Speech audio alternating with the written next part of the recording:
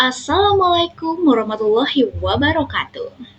Hello everyone, back again with me, Diana Safitri.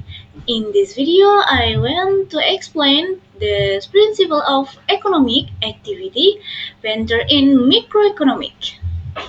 Okay, what's until the end? Okay, pada video kali ini saya akan membahas tentang prinsip pola kegiatan ekonomi dalam ekonomi mikro.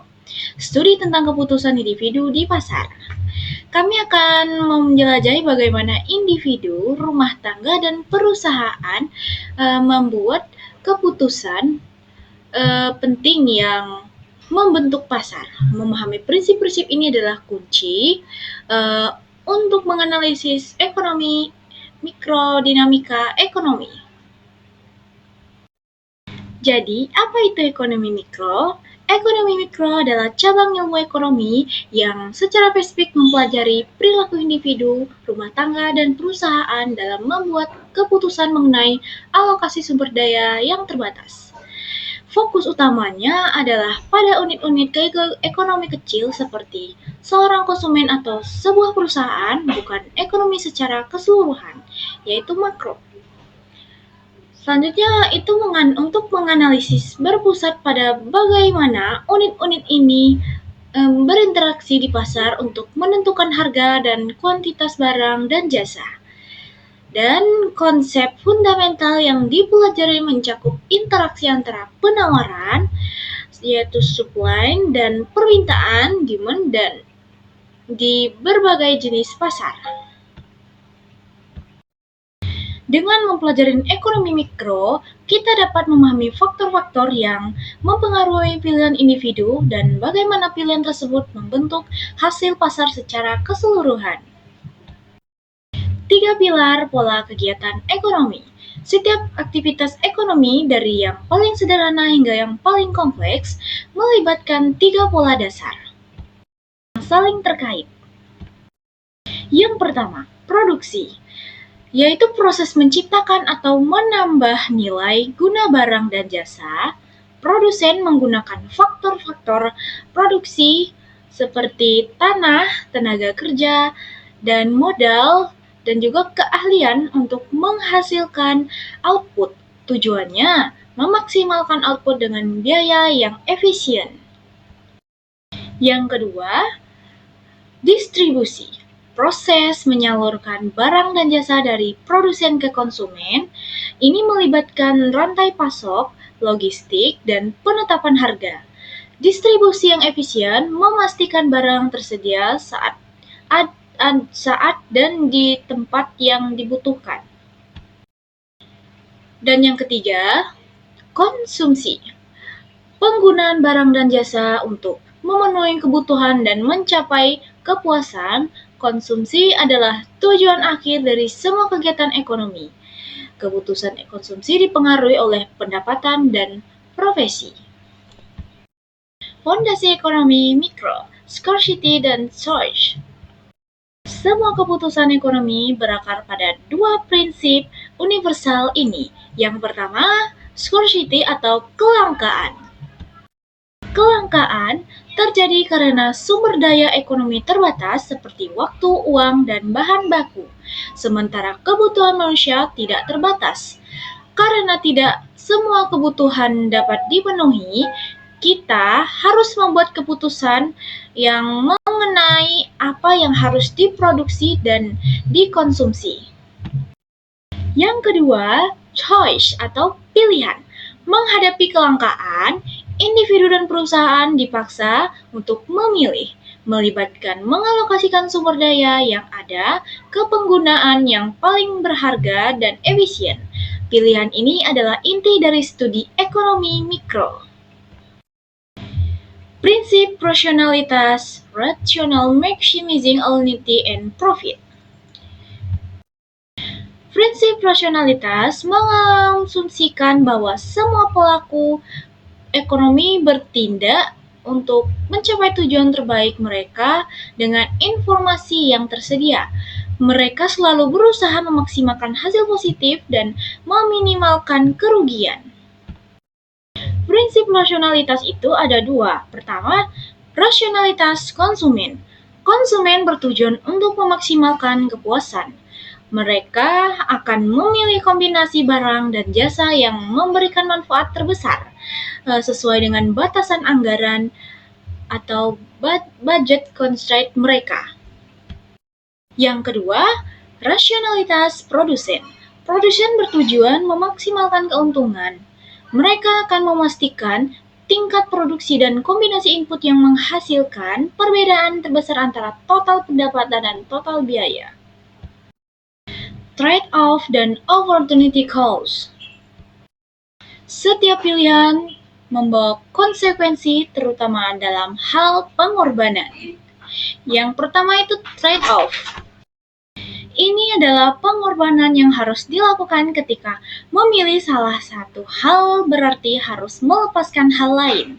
Misalnya, pemerintah memilih mendanai proyek infrastruktur, yaitu jalan tol alih-alih subsidi pendidikan. Yang kedua ada opportunity cost, yaitu biaya peluang adalah nilai dari alternatif terbaik berikutnya yang harus dikorbankan ketika pilihan dibuat. Ini adalah biaya yang hilang dari pilihan yang tidak diambil. Contohnya, jika Anda memilih menghabiskan waktu luang untuk belajar, biaya peluangnya adalah pendapatan yang bisa Anda peroleh jika Anda bekerja paruh waktu selama jam yang sama. Peran kunci dalam pola ekonomi. Konsumen dan produsen adalah dua faktor utama yang membentuk aliran kegiatan ekonomi. Konsumen sebagai penentu permintaan.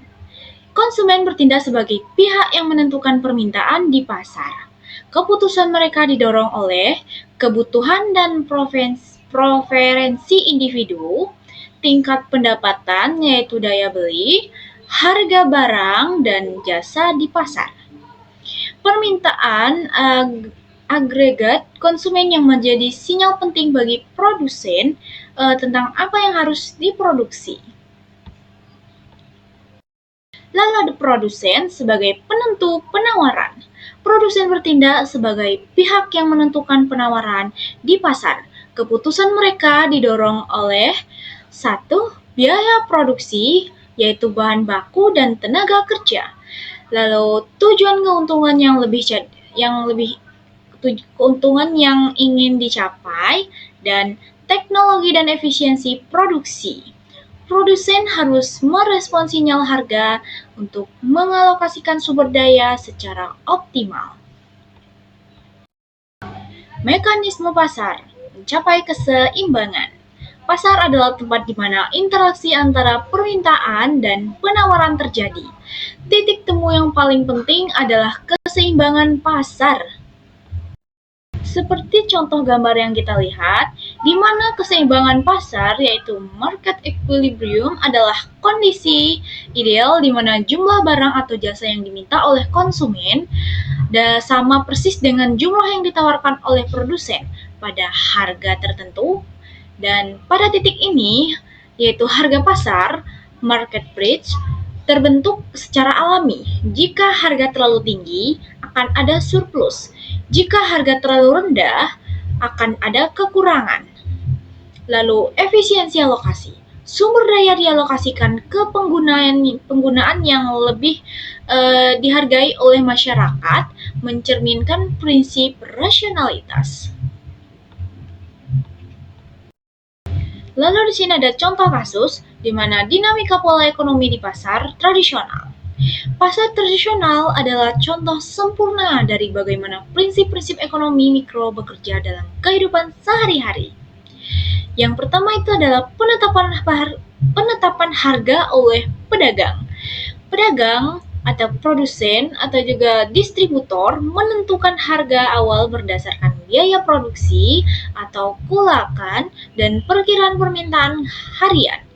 Mereka berusaha memaksimalkan keuntungannya. Yang kedua ada rasional konsumen. Konsumen mencari harga terbaik dan kualitas tertinggi sesuai kebutuhan mereka. Mereka terlibat dalam proses tawar-menawar atau bargaining yang merupakan manifestasi langsung dari upaya maksimal utilitas. Dan yang ketiga, terciptanya harga kesepakatan. Tawar-menawar adalah mikro interaksi supply dan demand.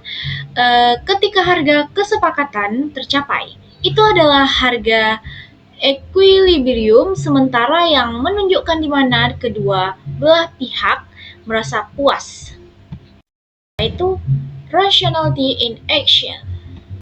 Selanjutnya ada takeaway kunci, prinsipala ekonomi. Ekonomi mikro menyediakan kerangka kerja untuk memahami kebutuhan dalam menghadapi keterbatasan. Yang pertama itu ada keputusan yang efisien.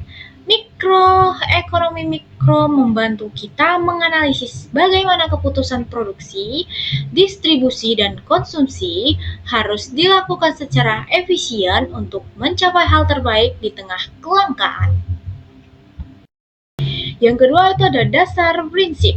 Memahami konsep-konsep dasar seperti scarcity, choice, rationality, trade-off, dan opportunity cost sangat penting untuk setiap pelaku ekonomi, baik itu individu, perusahaan, maupun pembuat kebijakan.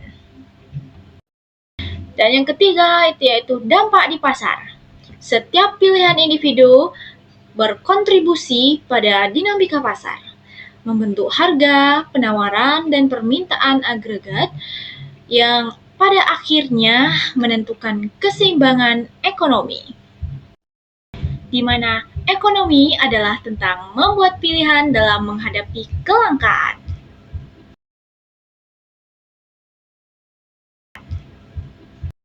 That concludes my exploration regarding the principles of economic activity practice in microeconomic. Thank you for watching. See you in the next video. I will end here. Wassalamualaikum warahmatullahi wabarakatuh.